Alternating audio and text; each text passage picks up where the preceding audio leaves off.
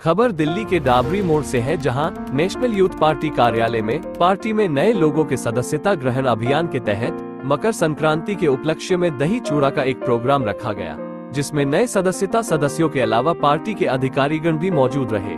इसी दौरान हमने पार्टी व पार्टी के उद्देश्यों के बारे में भी जानकारी प्राप्त की। आइए देखते हैं ये रिपोर्ट। धन्यवाद। नमस्कार, मैं सोनू जी स्वागत करता हूं आपका सिटी एक्सप्रेस न्यूज में। जो प्रतिद्वंदी है, किसको देख रहे हैं, पूरा विपक्ष को या खाली आम आदमी पार्टी को? क्योंकि जिस तरीके से आगे आने वाले समय में एक गठबंधन बना है, इंडिया गठबंधन, तो उसमें क्या अपने आप को जोड़ते हैं या इंडिविजुअली आप लड़ना चाहेंगे? देखिए, गठबंधन का हमेशा नहीं है अब तक से, क्योंकि गठबंधन दो फ्रंट बना हुआ है, इंडिया और जो एनडीए। तो एनडीए का जो जिस प्रकार से गठबंधन बना और इंडिया का बना, हम लोग उस गठबंधन का हिस्सा नहीं है। हम लोग अपनी रणनीति स्वयं बनाएंगे कि हमें क्या करना और किस तरह से करना है, क्योंकि हमें जो देश को चाहिए ये दोनों गठबंधन नहीं दे रही। हमें किसानों के बारे में सोचना है। आज किसान लाचार है, किसान को आवाज उठाने वाला कोई नहीं है, और इस सरकार केवल किसानों के नाम पर, जवानों के नाम पर केवल राजनीति कर रही। किसान बना दिया, ये सुविधाएं दे दिया, लेकिन मूलभूत जो सुविधाएं हर खेत को, किसान को अपना समर्थन मूल्य इस प्रकार से मिले, इस पर सरकार चिंता नहीं कर रही। हमारी सरकार आएगी, हम लोग जब सत्ता में आएंगे तो हम लोग सबसे पहले किसानों को एक सम्मान पूर्वक आदर देंगे, और देश में जो कृषि विलुप्त होती जा रही है उस कृषि को सही प्रकार से, जिस प्रकार से विभिन्न प्रकार का प्रोडक्शन का जो दिल्ली और देश में इसकी प्रचार प्रसार होता है, लेकिन खेती के बारे में प्रचार प्रसार क्या, खेती आज की डेट में कोई करना ही नहीं चाहता है, किसान नहीं बनाना चाहता है। पीछे कारण है कि किसान लाचार है, किसान की आवाज को कोई सुन नहीं पाता है, और किसान का जो प्रोडक्शन होता है उसका समर्थन मूल्य व्यापारी तय करते हैं, ना कि किसान तय करता है। तो ये सब बहुत सारी समस्याएं हैं जो हम लोग आएंगे सत्ता में तो इसको निवारण करेंगे। जैसे कि पहले आप भी आम आदमी पार्टी से थे और अब जो है आपने ज्वाइन करी है नेशनल यूथ पार्टी, तो आपको क्या लगता है कि जो आम आदमी पार्टी में रह करके आप पब्लिक को नहीं दे पा रहे थे और यहाँ पर आप कुछ बेहतर कर पाएंगे? बहुत अच्छा प्रश्न आपने किया है। आम आदमी पार्टी एक तानाशाहों की पार्टी है। वहां पर अगर कोई कार्यकर्ता आवाज उठाता है, किसी बात को कहता है, तो उसको इग्नोर कर दिया जाता है। इवन जो विधायक है, कार्यकर्ताओं के फोन तक नहीं उठाते। मंत्री का और मुख्यमंत्री की तो बात ही अलग है। जो कार्यकर्ता उनका खुद का कार्यकर्ता होता है तो ये फोन नहीं उठाते हैं। करता है तो सारे विधायक उनके जन्मदिन मनाने के लिए हमारी पार्टी की ये कल्चर नहीं है।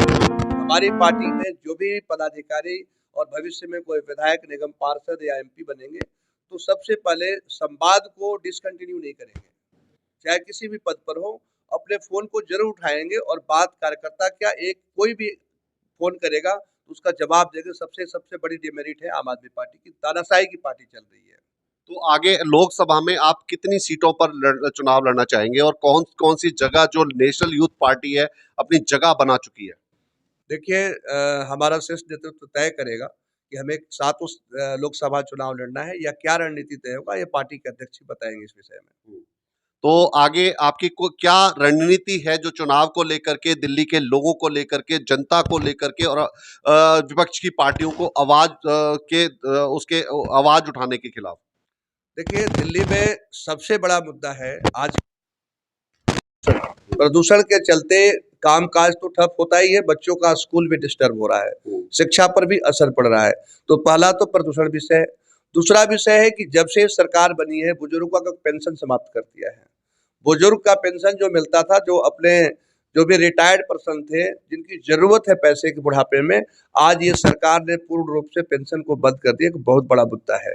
साथ ही साथ अगर हम बात करते हैं तो दिल्ली में बहुत सारे हमारे बाहर से स्टूडेंट विभिन्न स्टेट से पढ़ने आते हैं, उनको ठीक प्रकार से यहाँ कॉलेज नहीं मिल पाता, कॉलेज की कमी है। तो कॉलेज की संख्या को हम लोग बढ़ाएंगे। यूनिवर्सिटी तो है यहाँ पर, लेकिन कॉलेज की संख्या कम है, जिससे हायर एजुकेशन में दिक्कत हो रहा है। तो इस तरह से बहुत सारी समस्याएं हैं दिल्ली में। अगर एक एक बात करें, यहाँ की सड़क की समस्या आप देखते हैं, किसी भी क्षेत्र में चले जाइए दुर्दशा है, पता ही नहीं चलता है कि दिल्ली के सड़क पर चल रहे हैं या कभी बिहार का काम नाम आता था कि बिहार की सड़क खराब है। आज मटियाला विधानसभा में मैं रहता हूँ।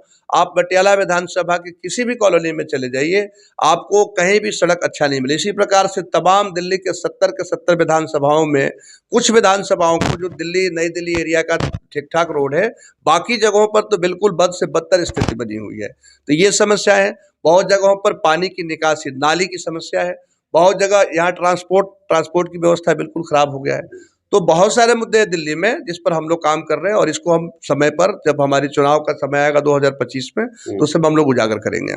चलो, तो हमारे साथ थे, इन्होंने बहुत ही अच्छी जानकारी दी कि आगे नेशनल यूथ पार्टी किस तरीके से काम करने वाली है और उनका जो उद्देश्य क्या है। तो हमारे साथ है रजनीश झा जी। सर, बताएं आज के बारे में और आगे आने वाली पार्टियों की जो गतिविधियां हैं उसके बारे में। सबसे पहले तो सभी लोगों को मकर संक्रांति की शुभकामना, क्योंकि आज तिल और गुड़ का पर्व है, मकर संक्रांति। और जो तिल मतलब जो समाज में बिखरे हुए लोग हैं, उनको गुड़ रूपी गुड़ से सबको एकत्रित करने का काम नेशनल यूथ पार्टी कर रही है। और इसीलिए आज का प्रोग्राम हम लोगों ने रखा है। पहले कवि सम्मेलन है, फिर इसके बाद वही तिल गुड़ और चूड़ा दही जो खिचड़ी होता है उसकी भोज है। और हमारे इसी महीने दोनों प्रवक्ता के जन्मदिन हुआ, तो फिर हम लोग आज उन दोनों का जन्मदिन भी सेलिब्रेट करेंगे, दोनों राष्ट्रीय प्रवक्ता के। तो ये देखो कि प्रोग्राम से पहले आपको पता चल गया है कि आज जो है जन्मदिन है, तो आपको जन्मदिन की बहुत बहुत शुभकामनाएं सर। तो ये पूरी जानकारी आपके मतलब आपको पहुंचाई जा रही है। और नेशनल यूथ पार्टी को आप लोकसभा के चुनावों में भी जगह जगह से आप देखें तो एक अचंभित ना रहे कि एक नई पार्टी है। तो आप देख सकते हैं कि कितनी पुरानी पार्टी है और किस तरीके से आगे काम कर रही है, धीरे धीरे आगे बढ़ रही है और एक नई पार्टी की शुरुआत एक अच्छे मतलब अच्छे विचारों के साथ होने जा रही है। तो इसी के साथ मैं विदा लेता हूँ। धन्यवाद।